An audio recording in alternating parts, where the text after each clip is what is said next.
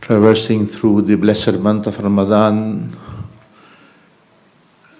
Ramadan is not only a month of fasting, it also reminds and guides us towards great personalities, those who left marks and beacons of guidance for us.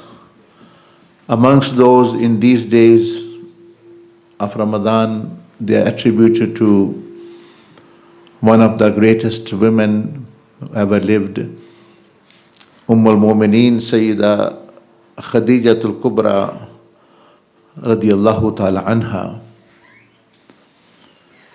She is a unique person in many ways, and as sons, as ummah, she is the mother of all the believers. As sons, we have a model in her. Every mother cannot be a model, although they have certain rights. Maybe that's why Allah subhanahu wa ta'ala mentioned that the Ummahat al-Mu'mineen, that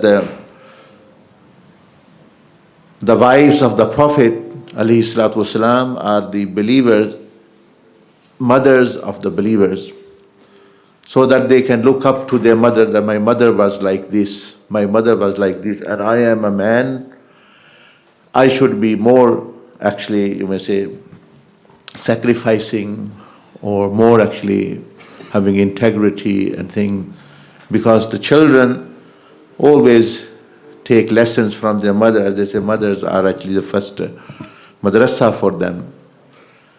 So Sayyida Khadijatul Kubra radiyallahu ta'ala anha, al-Mu'mineen, she, as I said, was a unique person in the sense that she is the first ever Muslim of this ummah. Even before Sayyidina Abu Bakr Siddiq, even before Sayyidina Ali karramallahu wajhul kareem, meaning she was the first person to believe on Rasulullah sallallahu alaihi wasallam. She was the first person to become a Muslim, actually, not only amongst women but amongst men as well, because the first, when Rasulullah alayhi salatu wasallam came from the cave of Hira, the first person he spoke to was al-Mu'mineen Sayyida Khadijatul Kubra. Only then he spoke to his other family matters, Sayyida Fatima al-Zahra, Sayyidina Ali karramallahu wajhul kareem, or one of his servants, Sayyidina Zayd, and also then his friend Sayyidina Abu Bakr Siddiq. They came after, although they are also the first ones to accept Islam. But today we will just learn about some of the characteristics, some of the personality trait of this blessed woman,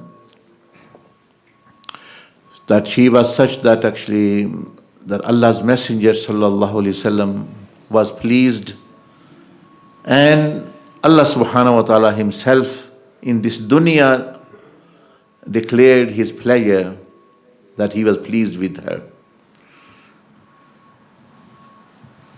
First thing which was in her and which should be in every woman and girl and a man as well, that she was living in a society which was known as society of Jahiliyyah. Now, as there is Islam, there are some other, for example, moral code and of the modern world. At that time, it was complete ignorance. Few Christians or Jewish people who had knowledge, or other were mushrikeen, and there was no law and no standard of modesty, or you may say a standard of actually haya or anything like this. So all around the society there was rampant oppression, immodesty, everyone going after their whatever they like, except few people, as I mentioned. So it's like sometimes our sisters and daughters and wives come on this in this country, or sometime in Western Europe, or sometime actually they come to have live here, take up the nationality, and then they, rather than actually keeping their integrity and akhlaq or their values or their deen, they just actually flow with the flow of the society. This really shows the inside of the person. If the inside of the person is good, then it will come out. And if outwardly, because of pressures of society or father or brothers, a person is camouflaged and they are as though practicing and being modest, but as soon as they get independent, then they actually show their colors. This means the color was already in them. They are only showing up.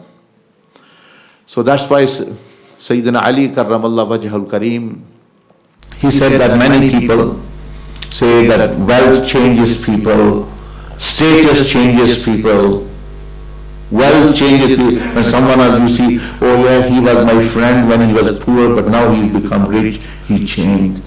Oh, this my relative was sitting with me and doing things and was humble, and now he's got a status, he's got a political status, whatever. Now he does not pay heed to me, he does not. So Sayyidina Ali karramallah wajhahul kareem, he said people think so that wealth, status, fame, name changes people. But he said, not in all cases. He said that because he is the person who is the door of knowledge. He's one of his titles, like every Sahabi have many titles. Sayyidina Abu Bakr have a Siddiq title, Siddiq, for example. Or Sayyidina Umar radiallahu anhu, he has titles. One of the titles of Sayyidina Ali karramallah wajhul kareem is actually Babul Ilm, the door of knowledge. So meaning when he speaks, when he says, not only you learn one thing, but a door of knowledge actually opens, where you can then actually learn many, many other things. That is the meaning of, one of the meaning of door of knowledge, that when you open door, not only, for example, the door open to the mosque, then actually you can see the pulpit, you can see the masjid, you can see people, you can see many things. And some people only are door. For example, outside the door actually. So a person, he is Babul Ilm, the door of knowledge, to where? To the city of the Prophet alayhi salatu wasalam. So he said that people say fame and name, status and wealth changes people. He said, I said, no, not always. It only exposes people. They were already of that nature. But because they did not have wealth, they had nothing to show off. So now they're showing off, they already had this trait in them. Now they have status and they are behaving like this. They were already that possessing that behavior, but that was hidden in them. So it's very, very difficult sometimes to know who your friend is, only actually circumstances. Even Allah Jalla Majduhu, you see, everyone said, I am servant of Allah, and actually, Allah, you are our Lord in the world of spirits. But Allah Azza wa Jal then sends and makes people go through different situations, wealth, health, illness, problems, difficulties, all things to know, not for Allah Azza wa Jal, He already knows, but actually for us to show that who really His friend, His friends are, or who are loyal. So coming back to Sayyidah Khadijatul Kubra radiallahu ta'ala anha, she was living in such a society which has no much values, and she had wealth. Her father was actually one of the richest person of Makkah. She had luxury life. But even then, she kept her limits, even though there was no, that aside Islam, there was not even a Prophet Islam had never announced his prophethood even up to then. So she kept her integrity, her respect, her boundaries, her honor, even though actually there was nothing, and she had all the means. She could actually be living a lavish lifestyle and things, etc. She was living modestly, but not out of order, even though there was no guidance as such. So this is a lesson for us, for me, and the sisters, ours as well, that even though you live in a society, you come into it, this doesn't mean that you should become colored in that, the color, if it's a bad one. You should actually be copying the good one. You see, when fashion comes, or you may say, let's say, the fashion of hijab have come, the fashion of beard have come, and people are following those fashions, scarf, etc. That's not actually, you may say, grounded in a sound belief. It is just a following. So they are not, as tomorrow it will change, their beards or their hijab will come off as well. And shirts and pants and skirts and hijabat and jilbabs will go up and down according to. So that's not actually integrity, that like a goat, you are not a goat or sheep. You are a spirit, independent. Allah subhanahu wa ta'ala Jalla Majduhu has created you as a crown of creation, as a hierarchy, actually, you may say, in the all the creation.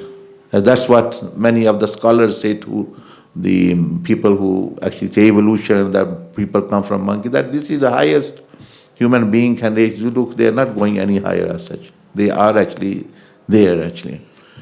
So when Allah Jalla Majduhu has given you this karama and this honor, it doesn't befit the person to actually disrespect yourself, etc. So one of the traits we learn from Sayyidah Khadijat al-Kubra, even though having wealth, even though living in a Jahiliyyah society, she did not follow just the norm of the day and just follow the crowd.